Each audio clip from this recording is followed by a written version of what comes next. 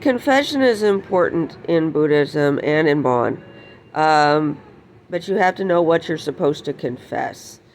And you're supposed to confess to anything related to the 3 poisons or the 5 or 7 poisons, depending on how you break it down.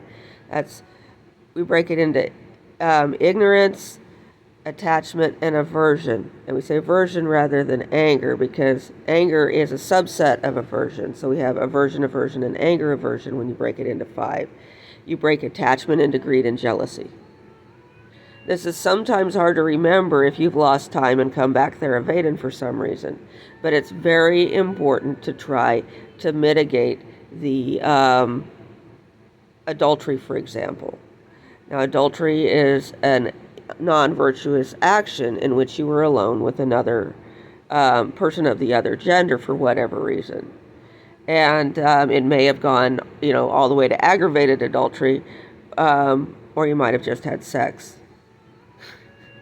So I was in aggravated adultery in which I was talking Theravada to my husband guru who was Bon.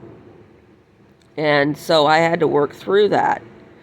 And it was difficult because my adoption of Theravada had occurred during lost time. So anyway, so it's not the same as Catholic confession, and it has to be done within 3 years. And you don't discuss your neighbors, you discuss your feelings and your actions, how these things applied. But when you do the Bodhisattva vow, when you do the Tantra, you purify rather than get rid of. Right? The Buddha doesn't have these 3 poisons. The Bodhisattva does, but applies them to actions in the Dharma. And that's what we do, and that's what we discuss. And that's what we're doing right here. And you have to have the Bodhisattva vow. But you can't have that without a foundation in the 3 wheels, even if it requires losing time and adultery.